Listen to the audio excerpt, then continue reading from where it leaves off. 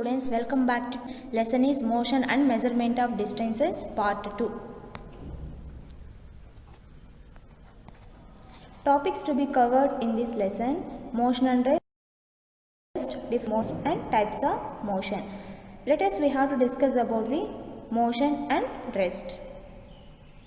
Do you know what is motion and rest?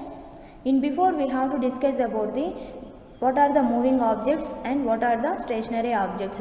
If we look around us, we see many things. Some are in moving and some are in stationary. For example, houses, trees, electric poles, stone, table, chair, a book lying on a table are said to be at rest.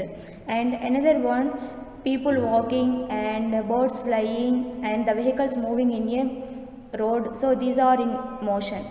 So why these are in motion, why these are in rest? Let us we have to discuss about the difference between moving objects and stationary objects.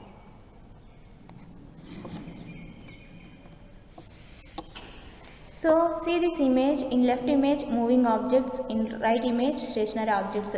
So why this left image moving objects we have to call that moving objects, why this right image we have to call the stationary objects? In moving objects, in vehicles and birds, the vehicles and birds moving from one place to another place, so that's why these are called moving objects. In stationary objects is given the examples house and tree. The house does not move from one place to another place, and the tree also does not move from one place to another place. So that's why these are the moving objects and these are the stationary objects. So that is the difference between moving objects and stationary objects. So not only that, so whatever objects move from one place to another place is called motion. So they are in motion. And another one, the object does not move from one place to another place, so we have to call that the objects are in rest. And another one, moving objects. Here once again we have to discuss about the moving objects. Here the moving objects, so we have to see that in left image and right image. In left image, two flowers is there, first flower and second flower. So this is the honeybee. The honeybee is moving from one flower to another flower. So the honeybee is moving from one place to another place. So now the honeybee is motion. In right image, so we have to see that the electric fan will be there. So the electric fan, the fan will be rotates, the fan will be moving when electricity is supplied, the fan blades will be moving. So it is the fan is in motion. There is a change in the position of an object with respect to time. So these are the one of the examples of the moving objects. And next we have to discuss about what is motion. Briefly we have to discuss about the what is motion and what is rest. What is motion? About motion is nothing but a movement of an object, and an object is in motion when it is continuously changing its position based on a reference point and as observed by a person or a device. So either person or device. So either person or device. For example, see that, for example, here a car is moving from one place to another place. Here any person, so here one person and here one person is moving from one place to another place. Here also one person is moving from one place to another place. So now the person is in motion. So that is nothing but a motion. And next one we have discussed about the what is rest. What is rest? A body is said to be at rest if it does not change its position with respect to its surroundings. So any object does not move from one place to another place, it's called as rest. For example, a passenger sitting in a moving bus are said to be at rest with respect to the driver of the same bus because their positions do not change with respect to the driver. So this is the one of the example of the rest. And for example, another example is electric poles. And why electric poles? The electric poles does not move from one place to another place. And one more examples of the motion and rest. Here another example of motion and rest. Here the motion. Here one more examples of the motion and rest. Another example, emotional rest. In everyday life, we see some objects at rest and other in motion. For example, birds fly, fish swim, blood flows through veins, and cars, atoms, molecule, planets, stars, galaxies are all in motion. For example, here see the two images in left image and right image. And in left image, Tom and Jerry. I know everybody know the Tom and Jerry. So in left image, we have to observe carefully the Tom and Jerry in motion. In right image, the Tom and Jerry at rest. So that is the one of the examples of the motion and rest. And difference between rest and motion.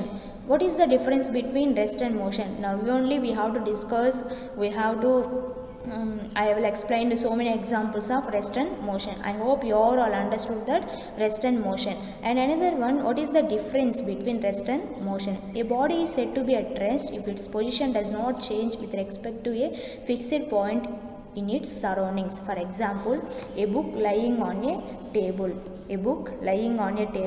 and a bench fixed in a park. A book lying on a table, so the book does not move from one place to another place. If we apply some force on that book, means the book move from one place to another place. And second example, a bench fixed in a park. The bench does not move from one place to another place. It is a fixed. Now it is a rest position. And another one, motion. What is motion? A body is said to be in motion if its position continuously changes with respect to its surroundings, changes with time.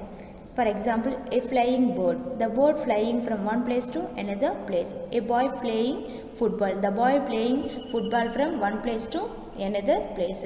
So these are the difference between motion and rest. And next we have to discuss about the types of motion. Yes. Before we have to discuss about the what is rest, what is motion, what are the examples of rest and what are the examples of motion. And now we have to discuss about the types of motion. There are three types of motion: rectilinear motion, circular motion and periodic motion.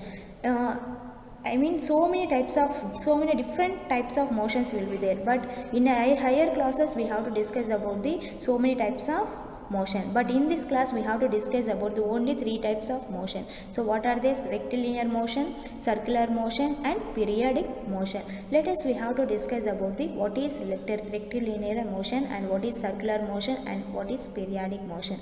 First we have to discuss about the what is rectilinear motion. What is rectilinear motion? It is the type of motion where object move along a straight line.